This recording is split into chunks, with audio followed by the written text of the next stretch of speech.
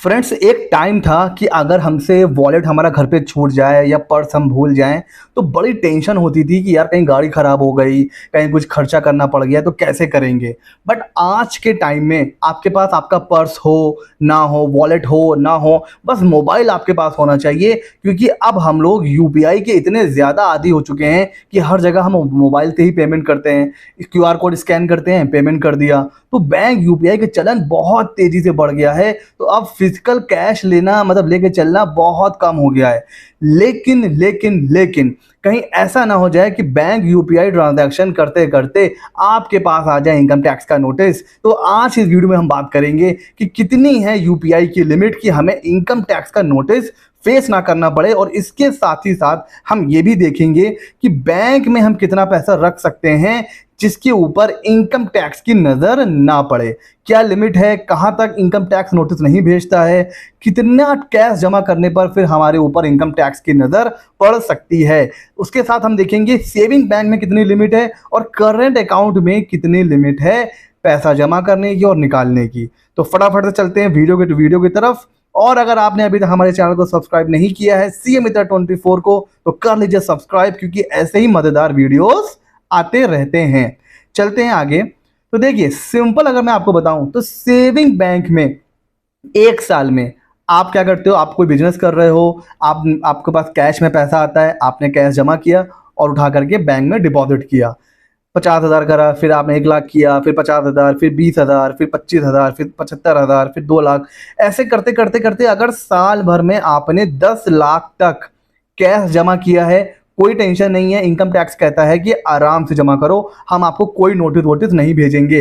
लेकिन अगर saving bank में जहां आपने 10 लाख से ऊपर कैश में डिपॉजिट कर दिया तो एसएफटी में वो रिपोर्ट हो जाता है, मतलब सिग्निफिकेंट फाइनेंशियल ट्रांजैक्शन। ये 26 में भी आता है, एआईएस में भी आएगा, टीआईएस में भी आएगा।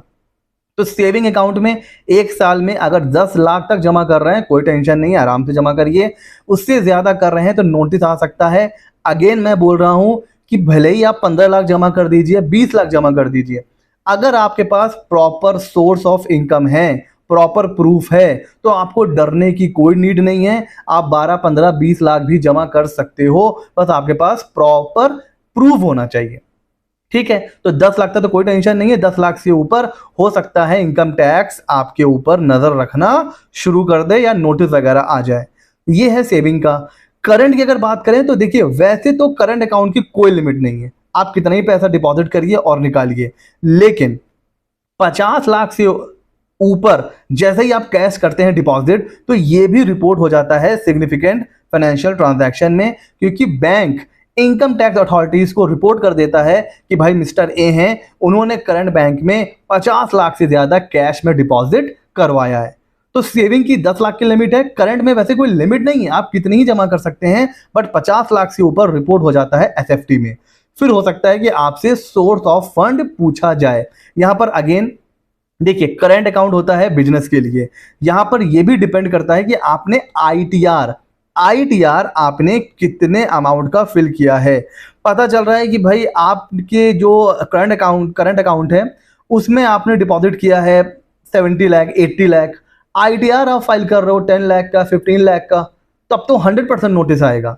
लेकिन अगर आपने मान लीजिए 1 करोड़ जमा कर दिया है कैश में, आपका नेचर कुछ ऐसा है कि आपके पास कैश आता है, आप उसको वीकली या मंथली बैंक में डिपॉजिट कर देते हो, और ये हो गया 1 करोड़ करंट अकाउंट में। कोई टेंशन नहीं है, अगर आपने उसको मिलान करके रिकंसाइल करके अपना आईटीआर फाइल किया है प्रॉपर तरीके से, तो आपको टेंशन लेने की कोई नीड नहीं है। बिकॉज आईटीआर भी यहां पर बहुत इंपॉर्टेंट रोल प्ले करता है कि भाई बैंक में कितना आया और आपने आईटीआर में क्या इनकम शो करी है।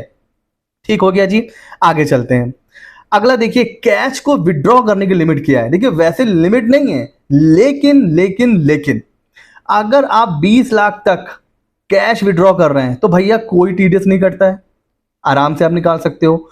20 लाख से ऊपर निकाल रहे हो, अगर आपने आईटीआर नहीं फाइल किया है तो फिर 2% टीडीएस कटेगा, और अगर फाइल कर दिया है कोई टेंशन नहीं है, तब तो कोई भी टीडीएस नहीं कटेगा। 1 करोड़ से ऊपर अगर आपने विड्रॉ करा, और ये साल भर की लिमिट है, एक बार की नहीं, पूरे साल भर में अगर 1 करोड़ से ज्यादा विड्रॉ किया तो टीडीएस कट जाता है 5% अगर आईटीआर नहीं फाइल है, और अगर आईटीआर फाइल है तो 2%। तो यहां पर देखिए अभी कोई लिमिट नहीं है, बट जैसे ही आपने 20 लाख से ऊपर कैश विड्रॉ करा और आपने आईटीआर भी नहीं फाइल किया है, तभी आपका 2% टीडीएस कटा होगा। तो यहां पर आपके ऊपर क्या इनकम टैक्स का नोटिस आ सकता है, जहां पर 2 क्वेश्चन पूछे जाएंगे। पहला, भाई इतना कैश क्यों निकाला आपने, क्या है आपका nature of business, nature of expense क्या है। और अगर आपने 20 लाख रुपए निकाले हैं तो इसका मतलब 20 लाख आपके अकाउंट में आए भी होंगे, तो वो आए होंगे तो आपने पिछले सालों में आईटीआर क्यों नहीं फाइल किया। तो 2 नोटिस आ सकता है, एक तो आईटीआर नहीं फाइल किया तभी तो आपका टीडीएस कटा 2%, और चलिए 20 लाख से ज्यादा आपने साल भर में कैश क्यों निकाला, क्या नेचर ऑफ एक्सपेंस है, क्या आपकी नीड है।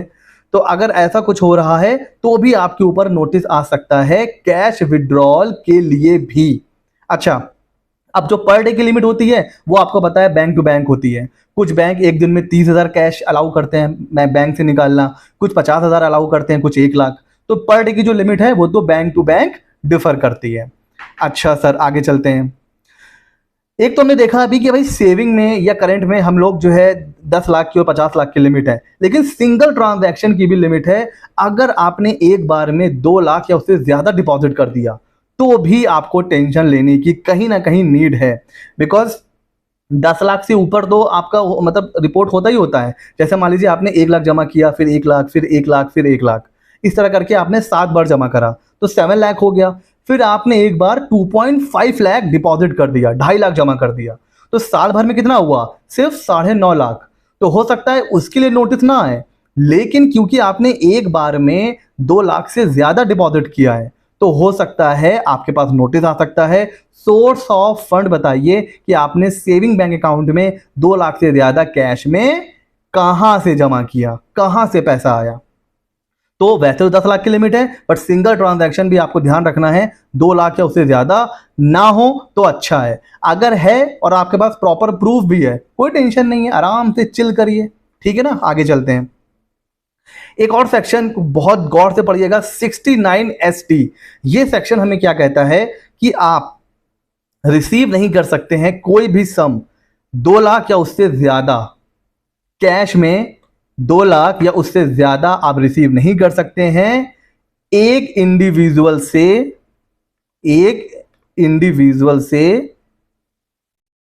एक दिन में। किसी भी पर्सन से आप एक दिन में 2 लाख से ज्यादा कैश में एक्सेप्ट नहीं कर सकते हैं, सिंगल परचेज के लिए भी नहीं कर सकते हैं, किसी एक ट्रांजैक्शन के लिए भी नहीं कर सकते हैं, और किसी एक सिंगल इवेंट के लिए भी। जैसे आप जाते हैं कहीं पर सपोज प्लॉट परचेज करने, हाउस परचेज करने, तो अब आपने कहा कि चलो ठीक है 5 लाख रुपए मैं एडवांस दे रहा हूं, है ना, 5 लाख रुपए मैं एडवांस दे रहा हूं।